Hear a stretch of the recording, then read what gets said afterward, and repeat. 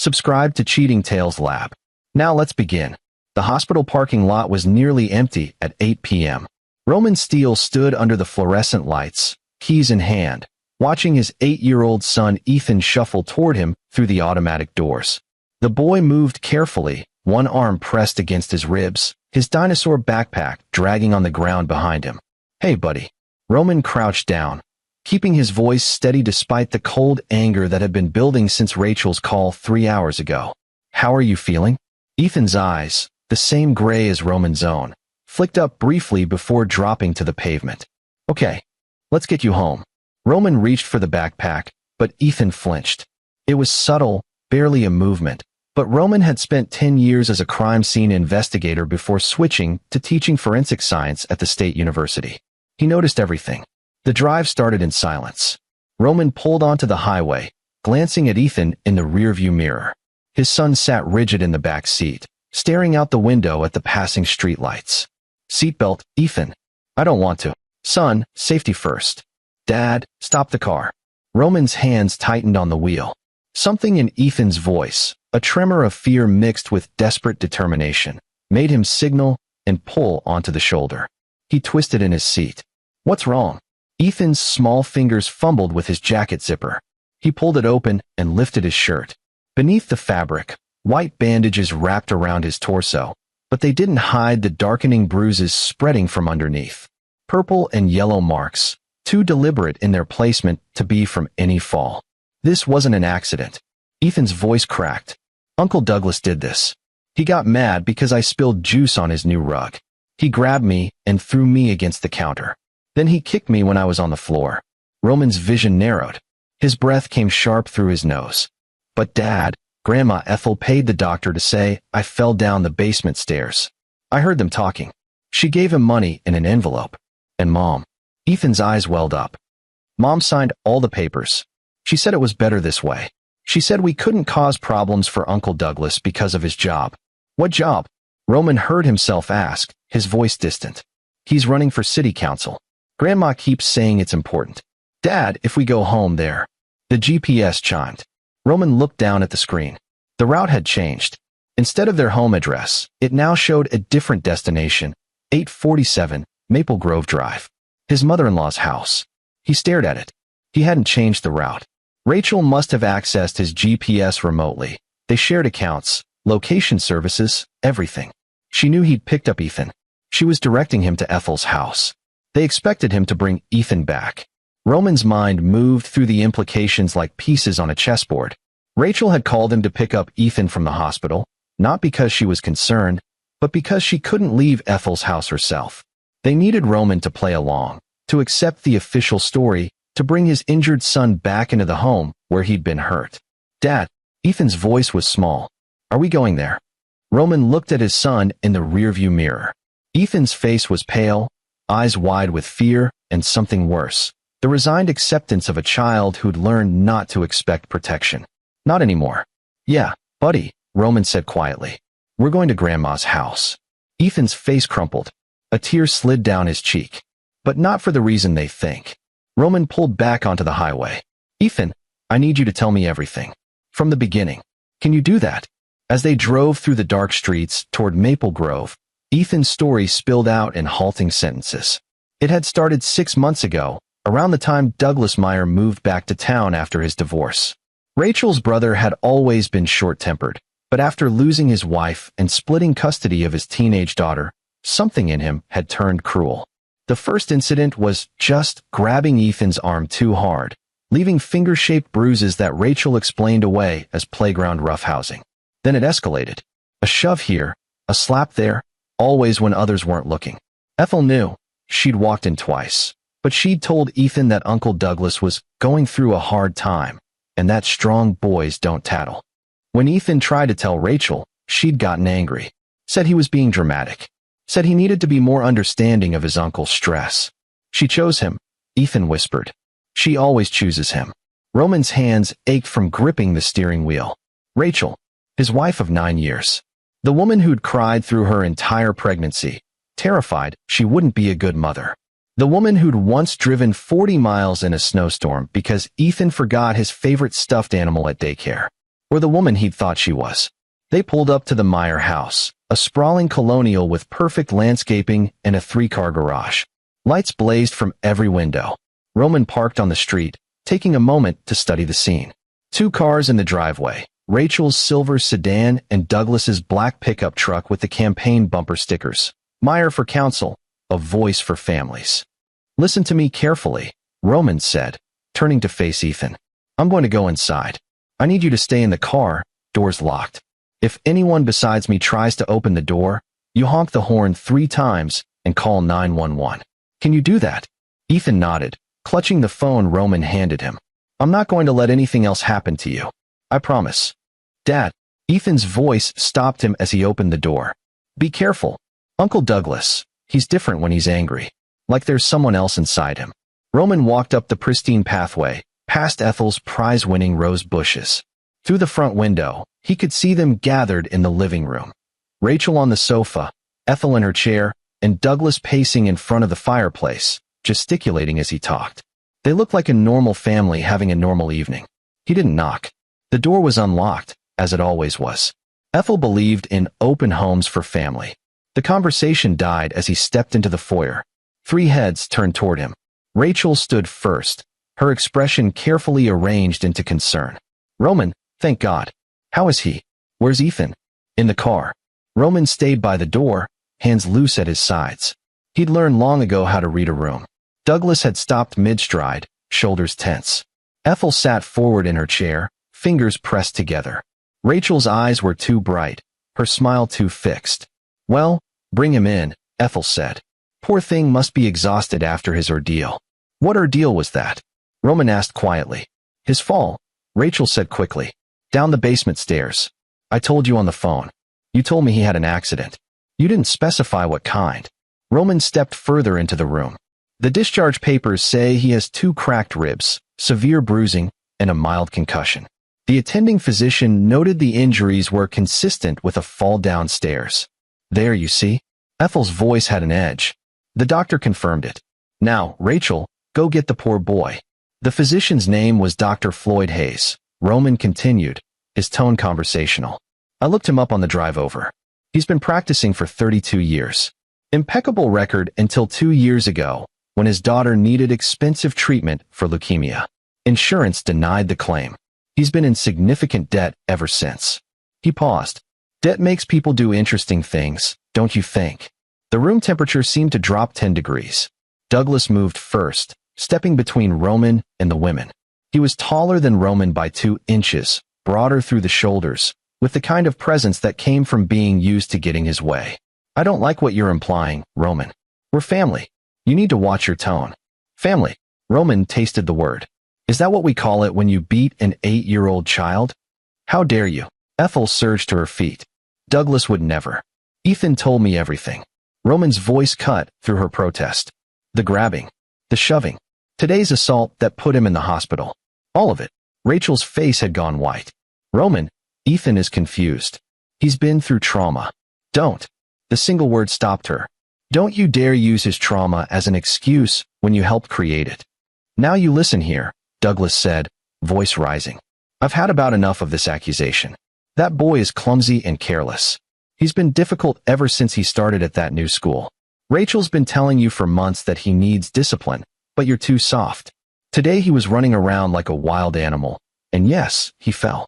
That's not abuse, that's consequences. Roman studied Douglas.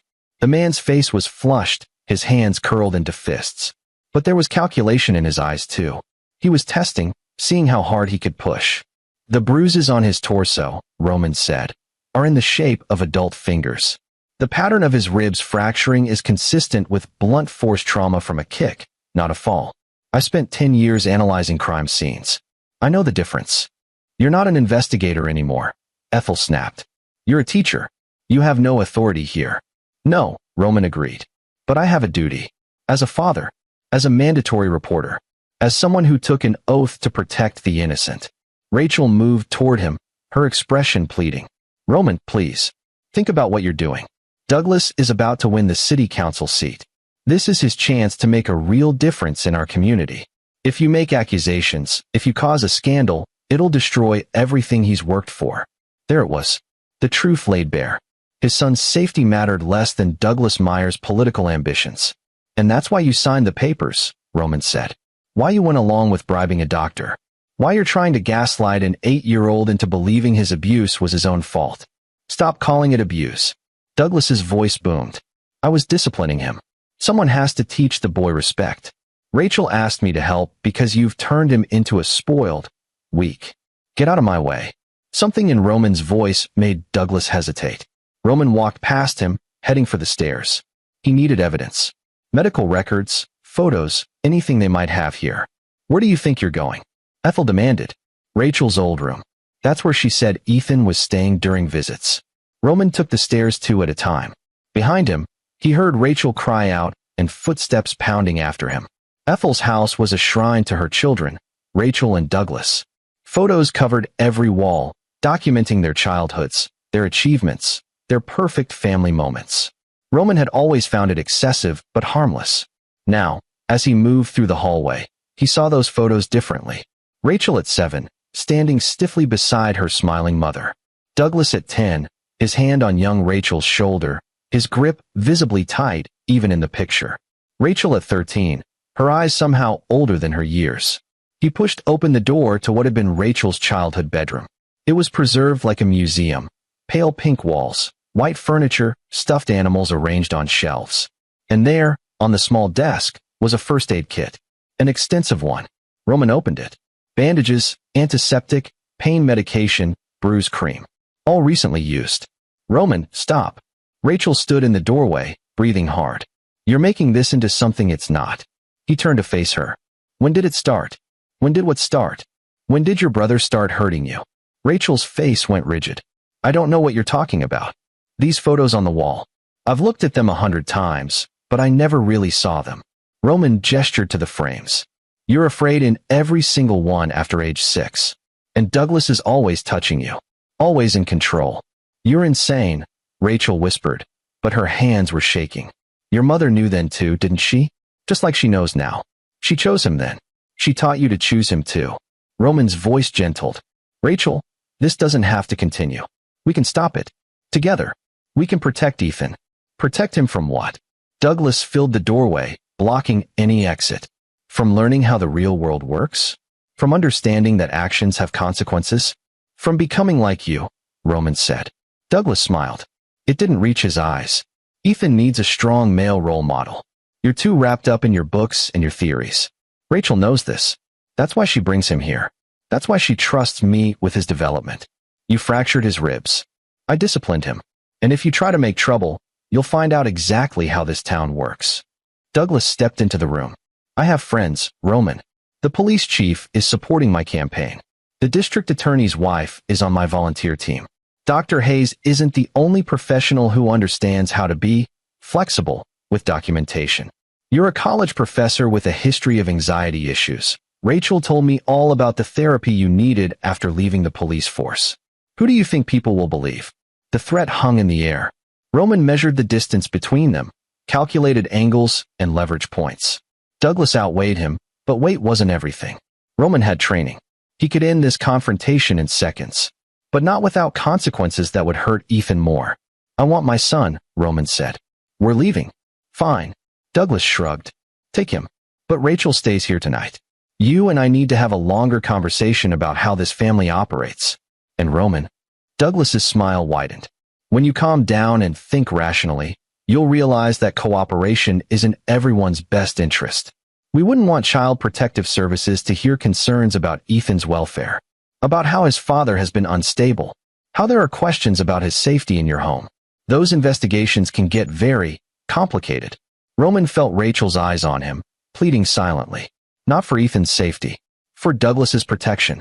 He walked past Douglas without another word, down the stairs, past Ethel who stood in the foyer with her arms crossed, and out into the cold November night. Ethan was still in the car, phone clutched in his hands.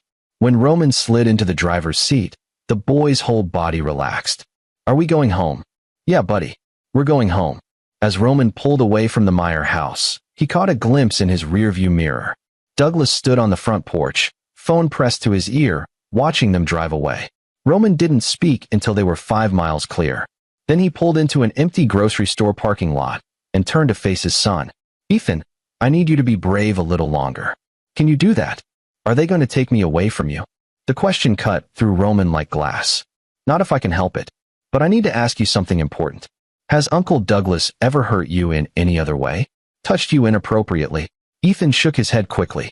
No, just the hitting and pushing. But Dad, he bit his lip. I think he used to hurt Mom. When she was little, she has scars on her back. I saw them once when we were at the pool. When I asked her about them, she got really upset and said I should never mention them again. Roman felt something cold settle in his chest.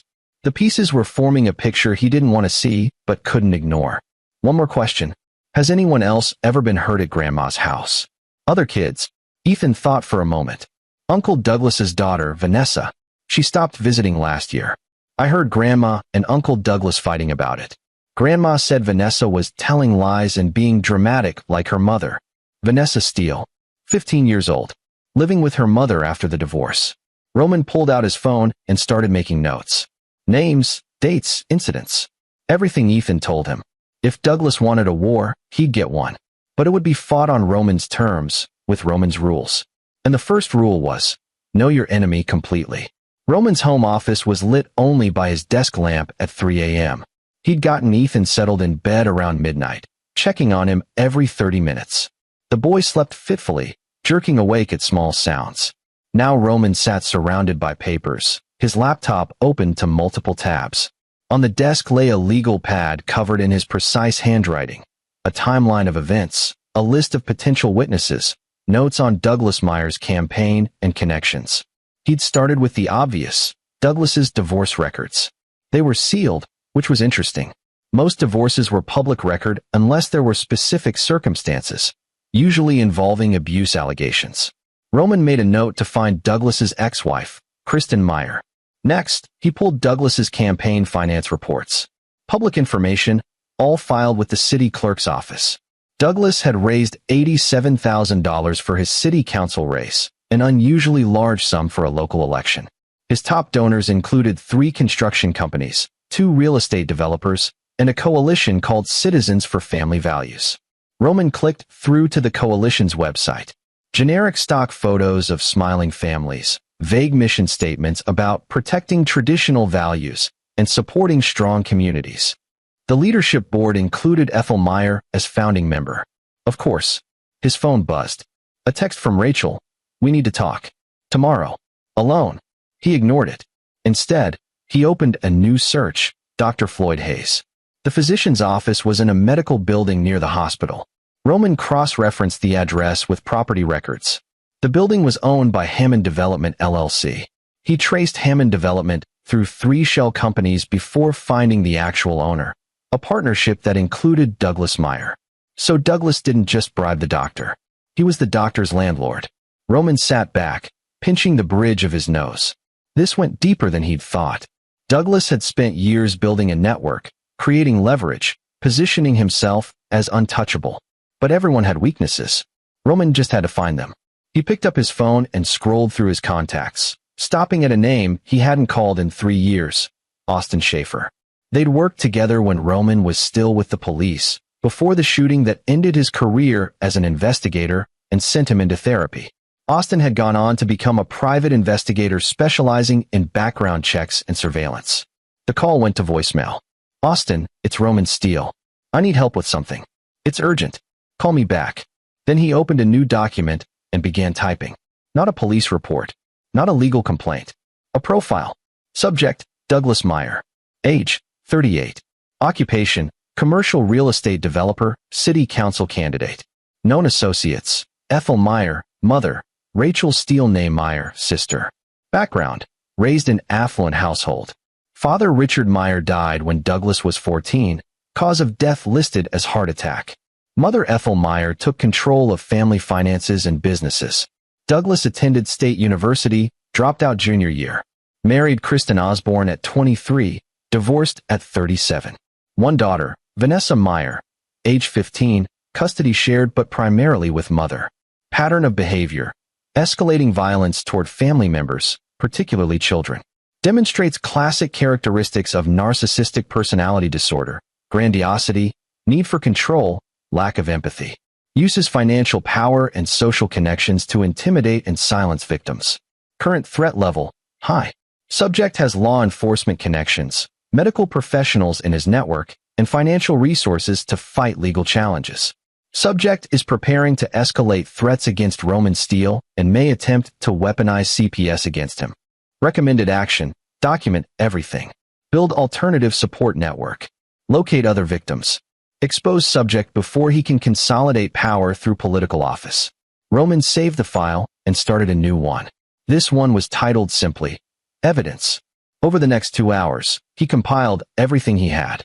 Photos of Ethan's injuries, taken in the hospital bathroom before discharge. Screenshots of the GPS rerouting. A recording he'd made on his phone during the confrontation at Ethel's house. Illegal in their state without consent, inadmissible in court, but useful for his own planning. Notes from Ethan's statement, documented with timestamps. It wasn't enough. Not yet, but it was a start. As dawn broke over the city, Roman heard Ethan stirring. He closed his laptop and went to check on his son, finding the boy sitting up in bed, hugging his knees. Can't sleep? Roman sat on the edge of the bed. I keep dreaming about them coming to get me. Ethan's voice was small. Dad, what's going to happen? I don't know yet, Roman admitted. But I promise you this. I'm not going to let them hurt you again. Whatever it takes. Mom called you, didn't she? I saw your phone light up. Yeah. What did she say? She wants to talk. Ethan looked up, his gray eyes meeting Roman's. She's not going to help us, is she? The question broke Roman's heart because he knew the answer. No, buddy. I don't think she is. Why? The word came out as a whisper. Why doesn't she love me enough? Roman pulled his son into a careful hug, mindful of his injuries. This isn't about love, Ethan. Your mom? She's trapped in something that started a long time before you were born. She was hurt too, and she never learned how to break free. So she keeps repeating the same patterns, protecting the people who hurt her, because that's all she knows. That's not fair. No, it's not. I don't want to see her anymore. Roman held his son tighter. Let's take this one day at a time, okay? Right now, you're safe. That's what matters. But even as he said it, Roman knew they weren't truly safe. Not yet. Douglas had made that clear. This was just the beginning of something that would get much worse before it got better. His phone buzzed again. This time it was Austin Schaefer returning his call. Give me 10 minutes, Roman told Ethan. Then I'll make us breakfast. Chocolate chip pancakes. Ethan managed a weak smile. With extra chips? Always. Roman stepped into the hallway and answered the call. Austin, thanks for getting back to me. Roman Steele. Man, I thought you'd fallen off the face of the earth. How've you been? Honestly, I've been better. Listen, I need your help with something sensitive. Possibly dangerous. There was a pause. I'm listening. My son was assaulted by his uncle. My wife and her mother covered it up, bribed a doctor to falsify records. The uncle is Douglas Meyer. He's running for city council, has connections throughout the city including law enforcement. He's threatened to use CPS against me if I pursue this. Jesus, Roman. I need to know everything about him. His business dealings, his divorce, his campaign finances, any and all skeletons in his closet. And I need to find his ex-wife and daughter. I think there might be other victims. This is the kind of investigation that could get ugly fast. Are you sure you want to go down this road? Roman glanced back toward Ethan's room. I don't have a choice. Okay, send me everything you have so far. I'll start digging. But Roman, be careful. Men like this, men with power and connections, they don't go down easy. And they don't fight fair. Neither do I, Roman said. Not anymore. After ending the call, he stood in the quiet hallway of his home, listening to the sounds of suburban morning, birds chirping, a neighbor's car starting, the distant hum of traffic. Everything normal. Everything the same as it had been yesterday. Except nothing would ever be the same again. Roman had spent 3 years trying to build a peaceful life after leaving police work. He'd buried the part of himself that thrived on investigation, that understood the darker corners of human nature, that knew how to hunt predators. Now that part was waking up, and it was hungry. He went downstairs to make pancakes for his son, but his mind was already 3 moves ahead, planning and preparing for the war he knew was coming. The kitchen was flooded with morning light when Rachel's car pulled into the driveway. Roman watched through the window as she sat there for a long moment before getting out. She looked exhausted, her hair pulled back messily, still wearing yesterday's clothes. She didn't knock. She had a key. Roman. Her voice echoed through the house. We need to talk. Ethan appeared at the top of the stairs, eyes wide. Roman gestured for him to stay upstairs. Then he turned to face his wife. Rachel stood in the living room, arms wrapped around herself. I know you're angry. Angry doesn't begin to cover it. Just listen, please. She moved closer. I know how this looks, but you don't understand the whole situation. Douglas has been through so much with the divorce, losing his business partner, the stress of the campaign. He's not himself right now. And yes, what happened to Ethan was wrong, but it's not. It's not what you think. What I think, Roman said carefully, is that your brother broke our son's ribs and you helped him cover it up. What part of that am I misunderstanding? It was an accident. Douglas was frustrated and Ethan was being difficult and things got out of hand. But it won't happen again. Douglas is getting help, seeing a therapist. When did that start? Before or after he put an 8-year-old in the hospital? Rachel flinched. You're twisting everything, making it sound like child abuse. Because that's what it is, Rachel. That's the legal definition. That's the reality you're trying so hard to deny. Don't you dare lecture me about reality. Her voice rose. You think you know everything because you used to be a cop? You have no idea what it's like to grow up in that house, to understand how complicated family can be. Douglas protected me when we were kids. When Dad died, he stepped up. He took care of everything. By hurting you? The words hung in the air. Rachel went very still. Ethan told me about your scars, Roman said quietly. I should have noticed them myself. I should have asked questions years ago. You don't know what you're talking about. But her voice shook. Rachel, I can help you. We can both get out of this. You, me, and Ethan. We can leave town if we need to. Start over somewhere Douglas and Ethel can't reach us. I'm not running from my family. The words came out sharp. They're all I have. My mother needs me. Douglas needs me. And Ethan needs to learn that families stick together, no matter what. Even when they're hurting him. He needs to be stronger. The world is cruel, Roman. Better he learns that now from people who actually care about him than from strangers later. Roman stared at the woman he'd married, looking for any trace of the person he'd fallen in love with. She'd been a paralegal when they met, sharp and funny, with a passion for helping domestic violence victims navigate the legal system. He'd thought it was empathy driving her work. Now he understood it was recognition. I want a divorce, he said. Rachel's face went white. What? I'm filing tomorrow. I'm requesting full custody of Ethan with supervised visitation only for you, pending a full psychological evaluation. I'm also filing a police report about the assault and requesting a restraining order against Douglas. You can't do this. Roman, please. I'm doing it to protect our son.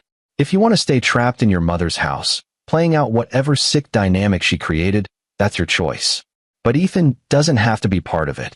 You think it's that simple? Rachel's voice dropped to something cold and hard. You think you can just walk away with my son? Douglas was right about you. You're naive. You have no idea what you're up against. Then enlighten me. She smiled, and it was terrible to see. You'll find out soon enough. You should have stayed quiet, Roman. You should have accepted that this is how things are. Now you've made yourself an enemy of some very powerful people. Good, Roman said. Let them come. Rachel turned and walked toward the door. She paused with her hand on the knob. I'm sorry it had to be this way. I really did love you once. But you were never as important to me as my family. Ethan will understand that eventually. Children always forgive their mothers. After she left, Roman stood alone in his living room, listening to her car drive away. Upstairs, he heard Ethan's quiet crying. He climbed the stairs slowly, finding his son curled up on the landing, where he'd heard everything. It's just us now, isn't it? Ethan whispered. Roman sat beside him and pulled him close. Yeah, buddy. It's just us. I'm scared. Me too. But we're going to be okay. I promise. It was a promise he had no idea how to keep. But as he held his son, feeling the boy's heartbeat against his chest, Roman Steele made a decision. He'd spent 3 years being a gentle, peaceful man, a professor, a father who believed in talking through problems and finding diplomatic solutions. That man had failed to protect his son, so he'd become someone else. Someone who could fight the kind of war the Myers wanted. Someone who understood that you couldn't reason with predators, you could only destroy them. He just had to figure out how. Roman spent the next 3 days building his case, while simultaneously trying to maintain some semblance of normalcy for Ethan. He called in sick to the university, arranged for Ethan to miss school, and turned his home into a command center. Austin Schaefer came through with preliminary information by day 2. They met at a diner across town, far from anywhere the Myers might have eyes. Austin slid a folder across the table. You were right to be worried. Douglas Meyer is connected to some seriously questionable people. Roman opened the folder. Inside were printouts of financial records, property transfers, and photographs. The construction companies donating to his campaign? Austin tapped one page. 3 of them have been flagged for safety violations in the past 2 years. Workers injured, citations that mysteriously disappeared. Douglas sits on the zoning board that approves their projects. Corruption gets better. His mother, Ethel Meyer, owns a halfway house for juvenile offenders through a nonprofit called Second Chances Foundation. It gets state funding, about $200,000 a year. I pulled their financial statements. The money mostly goes to administrative costs and facility management. Guess who owns the facility management company? Douglas. Bingo. It's a shell game. State money goes to the nonprofit, which pays inflated fees to Douglas's company, which then funnels money back to Ethel through various channels. I found at least $400,000 that's been cycled this way over the past 5 years. Roman studied the documents. This is fraud. Why hasn't anyone caught it? Because no one's looking. The nonprofit appears legitimate on paper. The company provides actual services, just at triple the market rate. And Douglas has friends in the offices that would normally audit this stuff. What about his ex-wife? Austin's expression darkened. Kristen Meyer, now Kristen Osborne again. She's living in Riverdale, about 40 miles from here. Works as a nurse at a pediatric clinic. I managed to track down her lawyer from the divorce, guy named Orlando Bird. He wouldn't talk details, but he did say off the record that it was one of the ugliest cases he'd ever handled. The divorce was finalized quickly with a large settlement in exchange for Kristen signing an NDA. An NDA about what? Bird wouldn't say, but he strongly suggested I talk to Kristen directly. He implied she'd be willing to break the agreement under certain circumstances. What about the daughter? Vanessa? That's where it gets really concerning. Austin pulled out another photo, this one showing a teenage girl with dark hair and haunted eyes. Vanessa Meyer stopped attending school last year for 3 months. Official reason was medical leave. When she came back, she'd changed schools. I talked to a counselor at her old school. Very carefully, nothing official. The counselor said Vanessa had gone from a straight A student to failing multiple classes. She became withdrawn, stopped participating in activities. There were concerns, but when they tried to follow up, Ethel Meyer showed up with lawyers and threatened to sue the school for harassment. Roman felt sick. Douglas was abusing her. That's my read. But proving it is another matter. The girl is a minor, protected by her mother's custody. And if Kristen signed an NDA, she's legally prohibited from talking about it. Unless we can show imminent danger to the child. Roman's mind raced. Or unless we find other victims who aren't bound by NDAs. I'm working on that. I put out feelers to find anyone who's had dealings with Douglas Meyer and came away with grievances. But Roman, Austin leaned forward. This guy has been building his operation for 15 years. He's careful. He's smart. And he has resources. If you go after him directly, he's going to hit back hard. Let him. I'm serious. Men like this, they don't just sue. They destroy. They'll come after your job, your reputation, your credibility. They'll make you look like an obsessed ex-husband who's coaching your kid to lie. They'll paint you as unstable, and they'll use your history against you. My history, the shooting, the PTSD, the fact that you left police work because you couldn't handle the stress. Austin's voice was gentle but firm. I'm not saying those things define you. I'm saying they'll use them. They'll twist them into a narrative that makes you the bad guy. Roman knew Austin was right. After the shooting, a domestic violence call that went sideways, ending with a suspect dead and Roman questioning every choice he'd made. He'd spent 6 months in therapy. The department had cleared him, but he'd left anyway, unable to face the work anymore. So what do you suggest? Roman asked. You need leverage. Something so damning that Douglas can't spin it. Something public that forces other people to act, so it's not just your word against his. The financial fraud. Maybe, but that's white-collar crime. It'll take years to investigate and prosecute. And Douglas will claim ignorance, say it was all accounting errors, blame subordinates. Roman thought for a moment.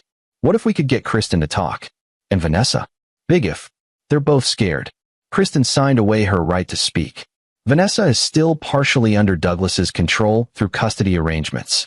But if there were other victims? Other families? If we could show a pattern? Now you're thinking like an investigator again. Austin smiled. I've been digging into the Second Chances Foundation. That halfway house. I found 3 families who complained about their kids being mistreated there. The complaints were dismissed as troublemakers causing problems. But one mother, Lucia Booker, she's been trying to get someone to listen for 2 years. Her son claimed staff members at the facility were physically abusive. When she complained, CPS investigated her for making false allegations. Roman's hands tightened on his coffee cup. They weaponized the system against her. Just like they're threatening to do to you. But here's the thing. Lucia Booker documented everything. Photos, recordings, medical records. She's been building a case even though no one would listen to her. I need to talk to her. I'll set it up. But Roman, tread carefully. These people have already lost faith in the system. If you approach them and then can't deliver, you'll do more harm than good. I won't let that happen.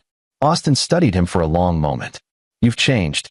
The Roman I knew 3 years ago wouldn't have taken this fight. He would have tried to work within the system, trust the institutions. The Roman from 3 years ago didn't have a son to protect. Roman closed the folder. And he hadn't yet learned that sometimes the system is the problem. They parted ways with Austin promising to gather more information and arrange a meeting with Lucia Booker. Roman drove home, his mind churning through possibilities and plans. He found Ethan in the living room, playing a video game, but without much enthusiasm. The boy's ribs were healing, but the emotional wounds were fresh and raw. He flinched at loud noises. He checked the locks on doors multiple times a day. He woke up screaming from nightmares. Hey buddy, how are you feeling? Okay. The standard answer. Ethan paused the game. Dad, are we really going to be okay? Roman sat beside him. I'm working on it. But I need you to be patient with me. This is going to take time. How much time? I don't know. But Ethan, I need to ask you something important. There might come a time when you have to tell your story to other people. Maybe a judge, maybe a social worker. Are you ready for that? Ethan's face went pale. Will I have to see them? Uncle Douglas and Grandma Ethel. Maybe. I'll do everything I can to protect you. But I'll do it. The words came out firm despite Ethan's fear. If it means they can't hurt other kids, I'll do it. Roman pulled his son into a careful hug, overwhelmed by the boy's courage. 8 years old, and already braver than most adults Roman knew. You're amazing, you know that? I learned from you, Ethan said quietly. That night, after Ethan fell asleep, Roman returned to his office. He had a new message from Austin, a name and phone number. Lucia Booker had agreed to meet. But there was also an email from the university. The subject line read, regarding your employment status. Roman's stomach dropped as he opened it. The dean's message was professional but cold. We've received concerning information about your personal situation. Given the nature of the allegations and the need to protect the university's reputation, we're placing you on administrative leave pending an internal review. Please do not return to campus or contact students until this matter is resolved. Someone had reached the university already. Someone had made sure Roman would be isolated, unemployed, and vulnerable. He picked up his phone and called Rachel. She answered on the first ring. You told them, he said without preamble. I didn't have to. Douglas has friends everywhere, Roman. I warned you. They can't fire me without cause. They won't fire you. They'll just make your life difficult until you resign. That's how these things work. Is that what happened to you? Roman asked. When you tried to stand up to him before, did he make your life difficult until you fell back in line? Silence. Rachel, it's not too late. You can still. Don't. Her voice broke. Don't try to save me. I'm not worth saving. What about Ethan? Ethan will be fine. Children are resilient. He'll forget all about this eventually. No, he won't. And you know it. Because you never forgot what Douglas did to you. Rachel hung up. Roman sat in the darkness of his office, feeling the walls closing in. They were attacking his employment, his credibility, his support system. This was psychological warfare, designed to isolate him and make him give up. But they'd made a critical mistake. They thought he was still the man who'd fled from violence, who'd chosen peace over confrontation. They didn't understand that a peaceful man pushed far enough doesn't surrender. He becomes dangerous. Roman opened his laptop and started a new document. This one wasn't an evidence file or a case profile. It was a plan, a step-by-step strategy for dismantling Douglas Meyer's carefully constructed empire of abuse and corruption. He worked until dawn, filling pages with tactics and contingencies, building a campaign that would hit Douglas from multiple angles simultaneously. Financial exposure, legal pressure, public scandal, personal destruction. By the time the sun rose, Roman had his roadmap. Now he just needed to execute it. And unlike the Meyers, who relied on threats and intimidation, Roman understood that the most effective warfare was patient, methodical, and absolutely devastating. He was going to destroy them, but he was going to do it so carefully, so thoroughly, that when they finally realized what was happening, it would already be too late to stop it. The phone call came at noon. An unfamiliar number. Roman almost didn't answer, but something made him pick up. Mr. Steele? This is Vanessa Meyer. Roman went very still. Vanessa, how did you get this number? From my mom's phone. She doesn't know I'm calling. I heard that. I heard what my dad did to your son. I heard you're trying to stop him. I am. Then you need to know something. The girl's voice shook. He's done this before. Not just to me. There are others. Kids at my grandma's place. Kids whose parents won't be believed because they're already labeled as troublemakers. My dad picks victims who can't fight back. He's smart about it. Vanessa, I want to help you. But I need you to be safe. If your father finds out you called, I know the risks. A bitter laugh. I've been living with them for 15 years. Mr. Steele, my mom made me sign papers. An NDA, like hers. They paid me off with a college fund. But I'm turning 16 next month. And I've been researching. I found a lawyer who says that contracts signed by minors under duress might not be enforceable. That's true, but I want to testify. Against my father. Against my grandmother. I want to tell everything. But I can't do it alone. My mom won't help. She's too scared. And I'm still technically under my dad's custody 2 weekends a month. If I speak out, and there's not enough evidence to stop him, he'll make me disappear.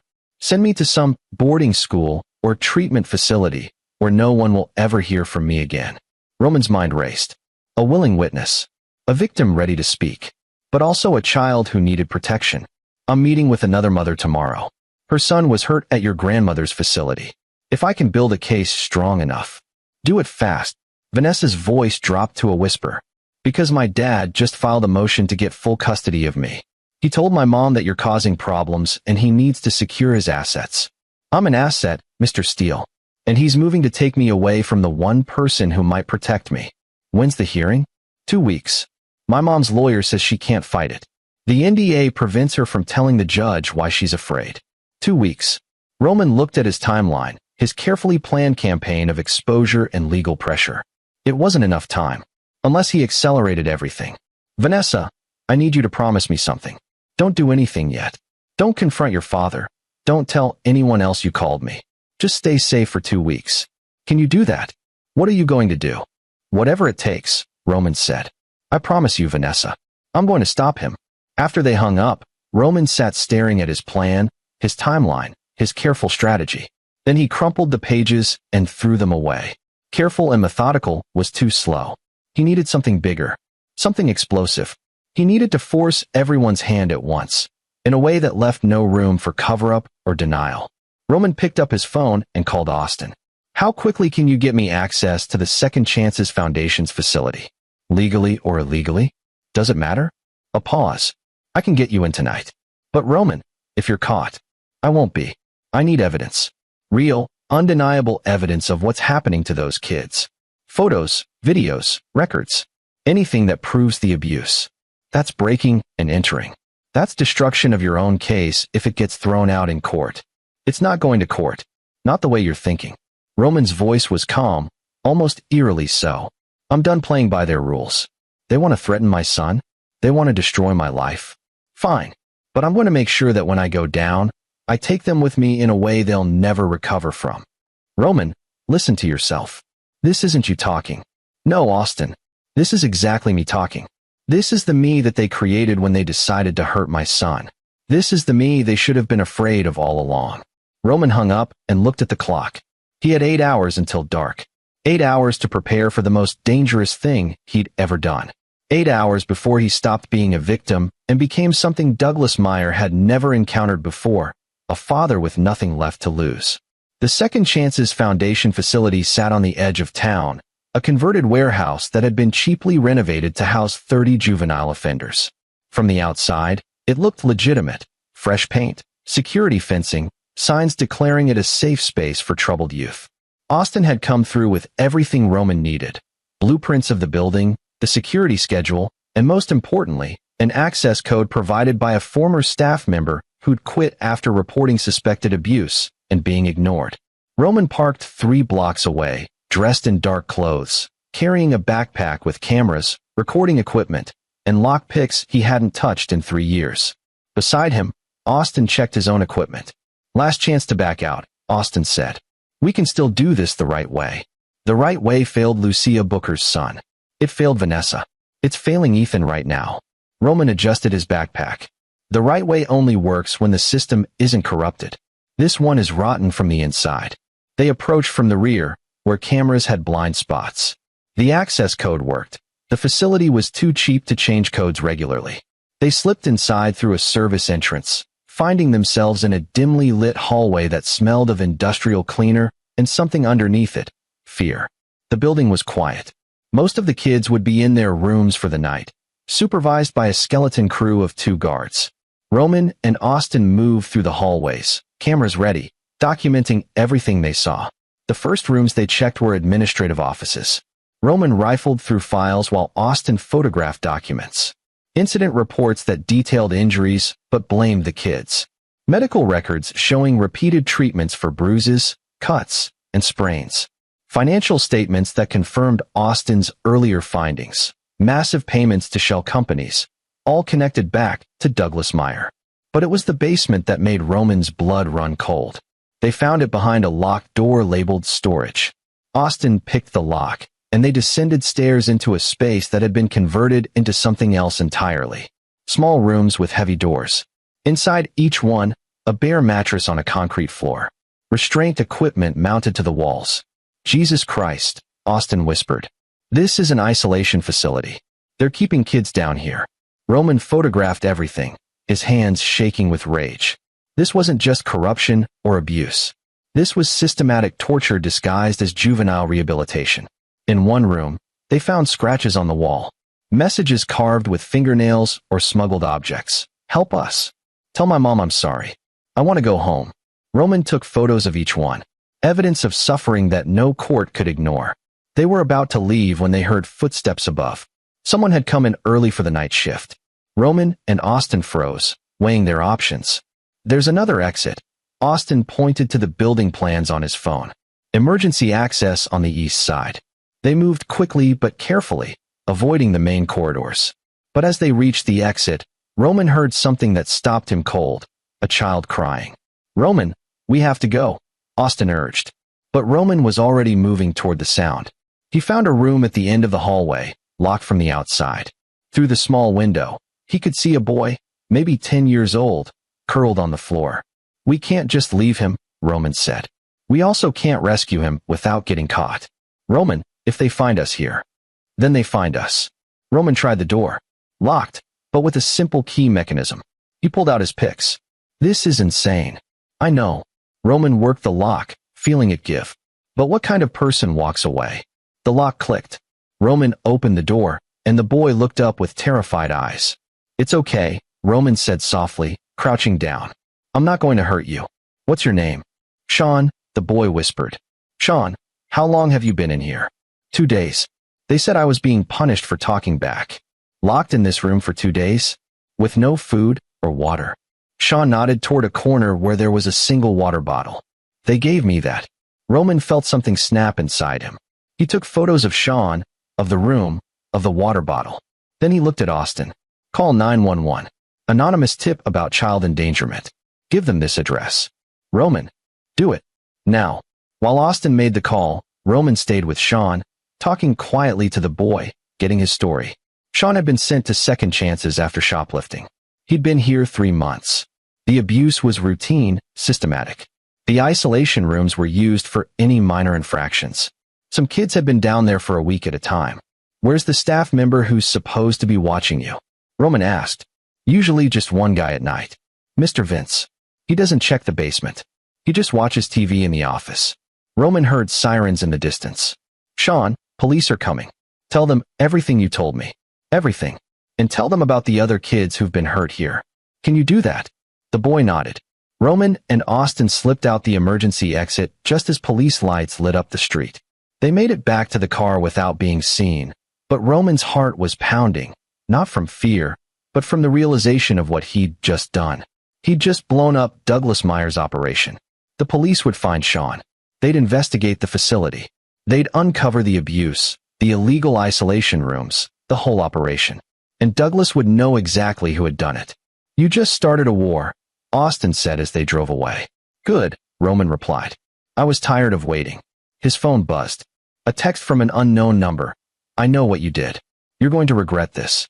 D. Meyer. Roman showed it to Austin, who swore. How the hell does he know already? He probably has someone in the police department who tipped him off about the call. Roman deleted the message. Doesn't matter. What matters is that we have evidence now. And by tomorrow morning, so will the press. The press. Roman pulled a flash drive from his pocket. Copies of everything we documented tonight. I'm sending it to every news outlet in the state.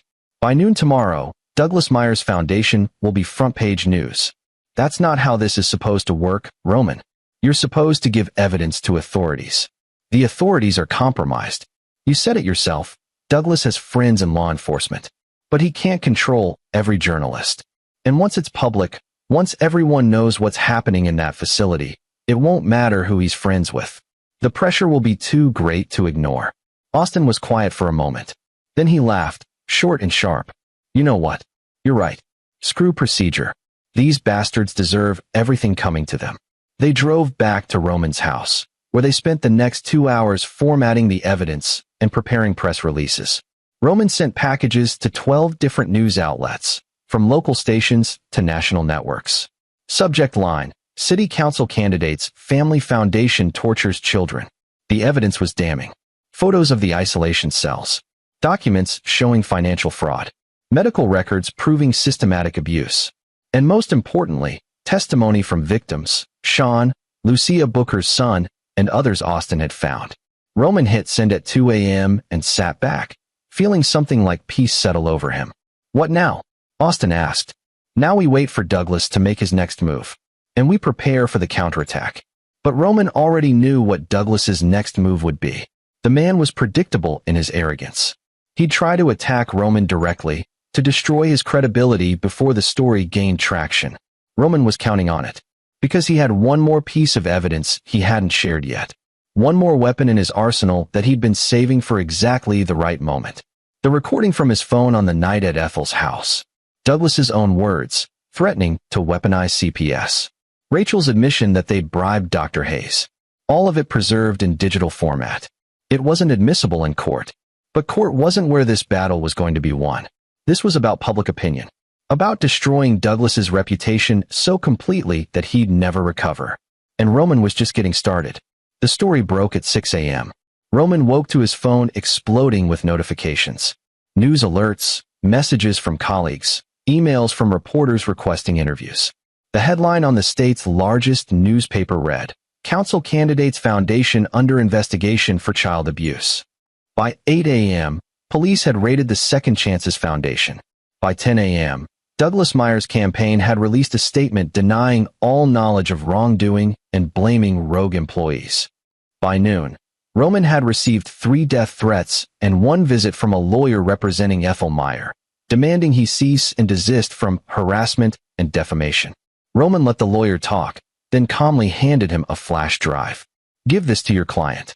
Tell her she has 24 hours to shut down the foundation, resign from all board positions, and make a public apology to every child who was harmed.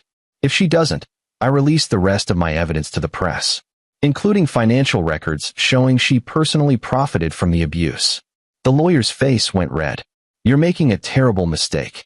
I've made lots of mistakes, Roman said. Trusting your clients was one of them. Not protecting my son sooner was another. But this, he gestured to the flash drive. This is the first right thing I've done in months. So take the deal to Ethel. 24 hours. After the lawyer left, Roman checked on Ethan. The boy was in his room, headphones on, deliberately avoiding the news. Roman had tried to shield him from the worst of it, but Ethan wasn't stupid. He knew something big was happening. "Dad," Ethan looked up as Roman entered. "Are people going to know what happened to me?" "Not unless you want them to. I kept your name out of everything. The story is about the foundation, not about you." "But Uncle Douglas knows. And Grandma. And Mom." "Yeah, they know. Are they going to come here?" It was the question Roman had been dreading. Because the honest answer was probably yes.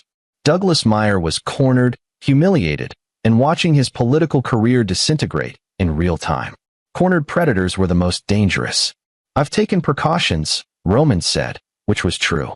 He'd installed new locks, security cameras, and had Austin conducting irregular drive-bys to watch the house. And the police know what's happening. They're watching Douglas closely. What he didn't tell Ethan was that some of those same police officers were Douglas's friends. That Roman trusted them about as far as he could throw them. His phone rang. "Rachel." Roman stepped into the hallway before answering. "What do you want?" "I want you to stop." Her voice was thick, like she'd been crying. "Roman, you've destroyed everything. Douglas is finished. His campaign is over. The foundation is being shut down. Mother is facing criminal charges. Everything our family built was built on the backs of abused children," Roman said coldly. "I don't have any sympathy." "What about sympathy for me? For your wife? You stopped being my wife the moment you chose them over Ethan." "I never chose," she choked on the words. "You don't understand. You can't understand what it's like to be caught between. I understand perfectly. You were abused. You're still being abused. And instead of breaking the cycle, you're perpetuating it. That's on you, Rachel. Not on Douglas. Not on Ethel. On you." Silence. "I'm filing the divorce papers today," Roman continued. "I'm requesting full custody with supervised visitation only. Given what's come out about your family, I don't think any judge will have trouble granting it. I'll fight you. Go ahead. Every detail will come out in court. Every bruise, every lie, every bribe. Is that really what you want?" More silence. Then, quietly, "I hate you." "No, you don't. You hate yourself. But you're taking it out on everyone around you instead of dealing with it." Rachel hung up. Roman stood in the hallway, feeling the weight of the past week crushing down on him. He'd won. The evidence was public, Douglas's career was over, and Ethan was safe. So why did he feel like this was just the beginning? The answer came at 4 p.m. when Austin called with an urgent warning. "Douglas is on the move. My contact at the police department says he's been asking questions about you. Your schedule, your routines, where you take Ethan." "Roman, I think he's planning something. Let him come. I'm serious. This guy has nothing to lose now. He could be dangerous. I'm counting on it." Roman looked out the window at the quiet suburban street. "Austin, I need you to do something for me. I need you to make sure Ethan is somewhere safe. Somewhere Douglas can't find him." "What are you planning?" "Douglas wants a confrontation. I'm going to give him one. But on my terms." "Roman, can you keep Ethan safe or not?" A long pause. "Yeah. I have a friend with a cabin upstate. No one knows about it. I can take Ethan there tonight." "Do it. I'll tell him it's a short camping trip. Keep him away from all media. And Austin, if something happens to me, nothing's going to happen to you. If it does, you have copies of everything. Every piece of evidence, every recording. You make sure it all comes out. You make sure Ethan gets justice, even if I'm not around to see it." "Jesus, Roman. What are you going to do?" "Whatever I have to." Roman spent the evening packing a bag for Ethan, explaining that Austin was taking him on a surprise camping trip. The boy was excited despite everything. He'd always loved camping. "When will you come join us?" Ethan asked as they loaded his bag into Austin's car. "Soon, buddy. I just have to take care of a few things here first." "You promise?" Roman crouched down to Ethan's eye level. "I promise. And Ethan, I love you. No matter what happens, remember that I love you more than anything in this world." Ethan hugged him tight. "I love you too, Dad." Watching them drive away was one of the hardest things Roman had ever done. But Ethan needed to be safe. Because what was coming next would be ugly. Roman went back inside, double-checked his security cameras, and sat down to wait. He didn't have to wait long. At 9 p.m., a car pulled up outside. Roman watched through the cameras as Douglas Meyer got out, walked calmly to the front door, and knocked. Roman took a deep breath, checked the recording devices he'd hidden throughout the house, and answered. Douglas looked terrible. Unshaven, eyes bloodshot, suit rumpled. But there was something else in his expression too. A cold, focused rage that made Roman's instincts scream warnings. "We need to talk," Douglas said. "There's nothing to talk about. Let me in, Roman. Unless you want your neighbors to hear what I have to say." Roman stepped aside, letting Douglas enter. He kept his distance, staying near the door, ready to move if necessary. Douglas walked into the living room, looking around. "Where's Ethan?" "Safe. Far away from you. Smart." Douglas turned to face him. "You know, I underestimated you. I thought you were just some weak academic who'd fold under pressure. I was wrong. Is that what you came here to tell me?" "I came here to offer you a deal." Douglas sat on the couch uninvited. "You've destroyed my campaign. Fine. The foundation is finished. Fine. But this doesn't have to go any further. You withdraw your divorce petition. You stop cooperating with investigators. You issue a public statement saying you overreacted, that you misunderstood what was happening. In exchange, I leave town. I give up custody of Vanessa. I disappear from your life. And if I say no?" Douglas's smile was sharp. "Then I do what I should have done from the beginning. I eliminate the problem. Is that a threat?" "It's a promise." Douglas stood, moving closer. "You think you've won. You think exposing me makes you safe. But you're forgetting something important, Roman. I have nothing left to lose. My career is over. My reputation is destroyed. The woman I thought was my sister has turned out to be just another traitor in this family. So what's stopping me from just ending this? From making sure you never testify, never cause me another problem?" Roman felt adrenaline flood his system. This was it. The moment he'd been preparing for. "You want to know what's stopping you?" Roman said quietly. "The fact that every word you've said in the past 2 minutes has been recorded by 5 different devices hidden in this room. The fact that if you lay one hand on me, you'll spend the rest of your life in prison instead of just facing financial crimes." Douglas's face went white, then red. "You're recording this conversation? Just like I recorded the conversation at Ethel's house. The one where you threatened to weaponize CPS against me. The one where Rachel admitted to bribing Dr. Hayes. I have all of it, Douglas. Every threat, every admission. And if anything happens to me, it all goes to the police and the press automatically. You son of a..." Douglas lunged. But Roman was ready. He sidestepped, letting Douglas's momentum carry him into the wall. Then Roman moved in close, using techniques he'd learned in police training, immobilizing Douglas's arms. "Stop," Roman said firmly. "It's over. You've lost." But Douglas wasn't done. He twisted, breaking free, swinging wildly. His fist connected with Roman's jaw, sending pain exploding through Roman's head. They grappled, crashing into furniture, both fighting for dominance. Roman had training, but Douglas had rage and desperation. They were evenly matched, trading blows, neither gaining the upper hand. Until Douglas grabbed a lamp and swung it at Roman's head. Roman ducked, and the lamp shattered against the wall. But the movement left him open, and Douglas tackled him to the ground, hands around Roman's throat. "I'm going to kill you," Douglas growled. "And then I'm going to find Ethan. And I'm going to make sure he never tells another soul what happened." Roman drove his knee up into Douglas's stomach, breaking the grip. He rolled away, gasping for air, and his hand closed around a piece of the broken lamp. He could do it. One strike to Douglas's head, and this would all be over. Self-defense. Justified. But as he looked at Douglas, sprawled on the floor gasping for breath, Roman realized something important. He didn't want to be a killer. He didn't want Ethan to grow up knowing his father had taken a life, even in self-defense. That wasn't the man he wanted to be. So instead, Roman pulled out his phone and called 911. "I need police at 423 Oak Street. Immediately. Douglas Meyer has broken into my home and assaulted me. He's made threats against my son's life. I'm holding him until you arrive." Douglas laughed, bitter and broken. "You really think they'll arrest me? You really think this ends with me in jail?" "I don't know," Roman admitted. "But I know it ends with you never hurting another child. That's enough." The police arrived within minutes. To Roman's surprise, they actually arrested Douglas, citing the recorded threats and the visible evidence of assault, Roman's bleeding lip and forming bruises. But the lead officer, a man named Charles Lewis, pulled Roman aside before they left. "Mr. Steele, I want you to know that not everyone in the department was friendly with Meyer. Some of us have been wanting to bring him down for years. We just never had enough evidence. What you did, it was risky and probably illegal in places, but it was also brave. Those kids at the foundation, they needed someone to fight for them." "What happens now?" Roman asked. Now we build a case. The district attorney is already involved. With the evidence you've gathered and what we're finding at the foundation, Meyer is looking at serious time. His mother too. And your wife. Lewis hesitated. She's been cooperating with us, giving statements about her brother's history. I think she's finally ready to break free. Roman watched them lead Douglas away in handcuffs. The man who'd terrorized his son, who'd built an empire on the suffering of vulnerable children, reduced to just another suspect in the back of a police car.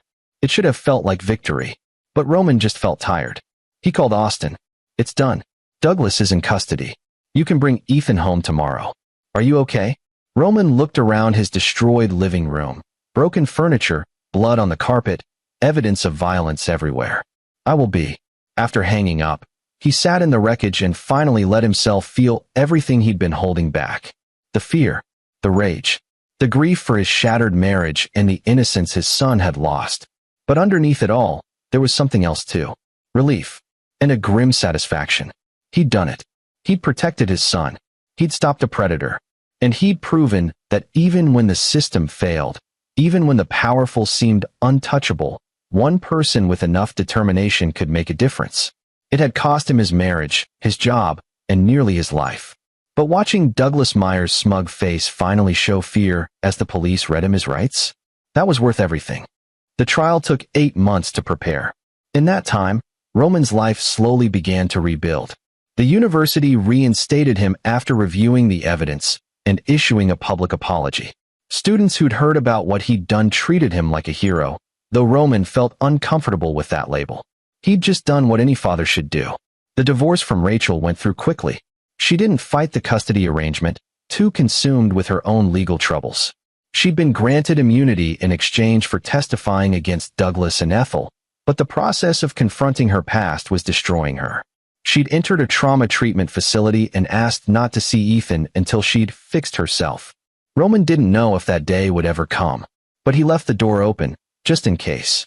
Vanessa Meyer had become a regular visitor to their home. The girl had been freed from her father's custody and was living full-time with her mother, Kristen. She'd also broken her NDA to testify, and her courage had inspired other victims to come forward. By the time the trial started, prosecutors had testimony from 17 different victims spanning 15 years. The courtroom was packed on the first day. Roman sat in the gallery, Ethan beside him.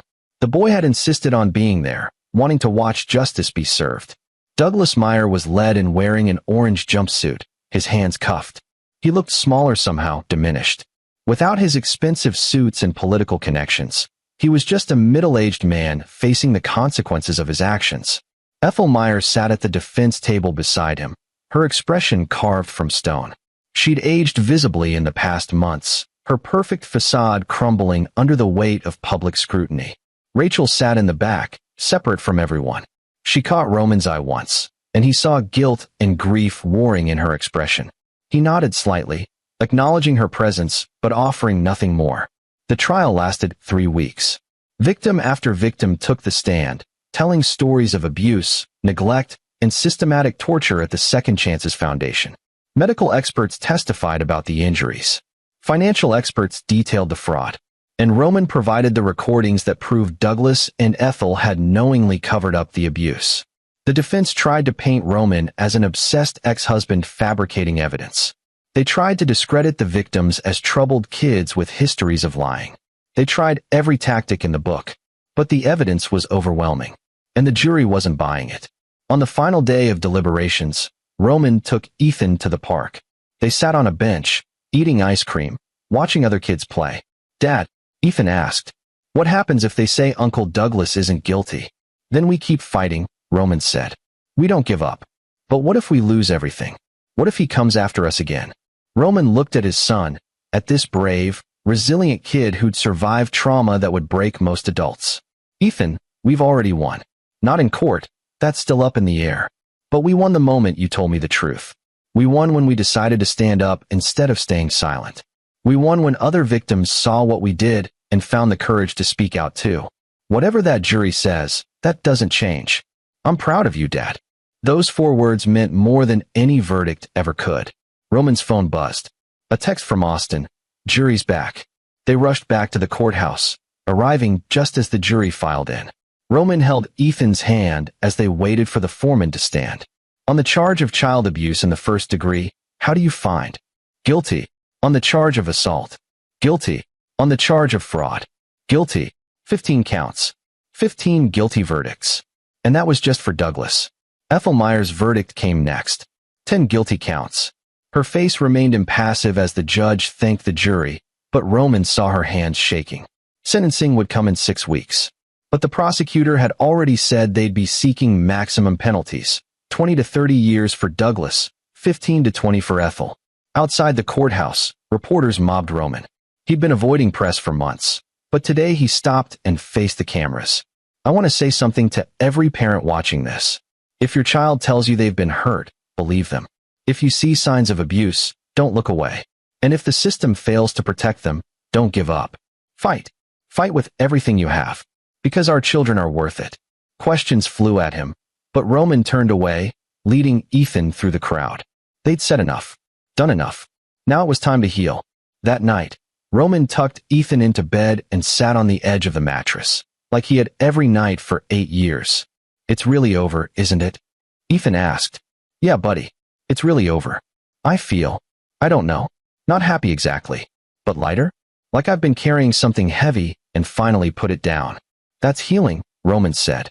It's a process. It'll take time. But we have time now. All the time in the world. Dad, I want to help other kids. Like me. Like the ones from the foundation. I want them to know they're not alone. Roman felt his throat tighten. You know what? I think that's a great idea. When you're older, we'll figure out how to make that happen. Promise. Promise. After Ethan fell asleep, Roman went downstairs and poured himself a drink. He stood at the window, looking out at the quiet street, thinking about everything that had happened. 8 months ago, he'd been a different person. Content in his peaceful life, teaching his classes, raising his son, married to a woman he thought he knew. Then one hospital visit shattered it all. But from that destruction had come something unexpected, clarity, purpose, and the understanding that sometimes peace wasn't the absence of conflict, but the result of fighting for what mattered. His phone rang. Vanessa, Mr. Steele, I just wanted to say thank you. For everything. My mom and I watched the verdict together. We both cried. But they were good tears, you know? Like finally something was right in the world. You were the one who was brave enough to speak out. Vanessa, you did this as much as anyone. Yeah, but you started it.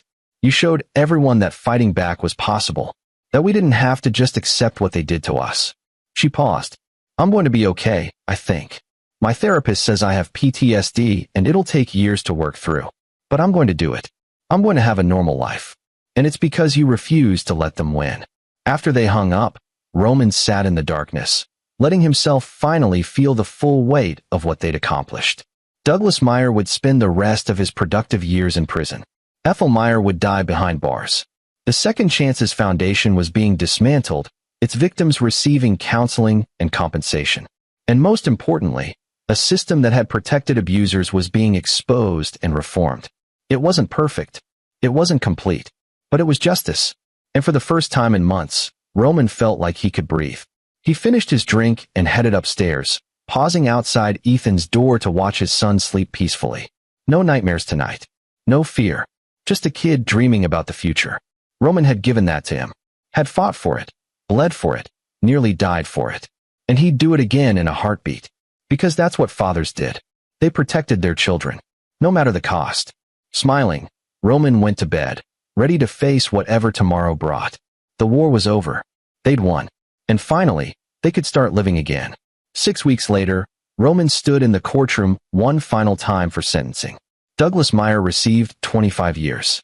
Ethel Meyer received 18 years. Neither showed remorse. As they were led away, Douglas caught Roman's eye and mouthed 2 words. I'll remember. Roman mouthed back, so will I. But the difference was, Roman would remember this as the time he saved his son and countless other children. Douglas would remember it as the time he lost everything to a man he'd underestimated. Outside, Roman found Ethan waiting with Austin and Vanessa. The 4 of them stood together, a makeshift family forged in trauma but bound by something stronger, survival. Ice cream, Roman suggested. Definitely, Ethan said, grinning. As they walked toward the car, Roman felt the last piece of weight lift from his shoulders. The nightmares would continue for a while. The healing would take years. But they had won not just in court, but in the way that mattered most. They were free. And Douglas Meyer, who'd spent his entire life building power by destroying others, would spend the rest of his life powerless, forgotten, a cautionary tale of what happened when someone finally fought back. Roman had started this journey as a peaceful man forced into violence. He'd ended it as a father who'd protected his son and saved innocent lives.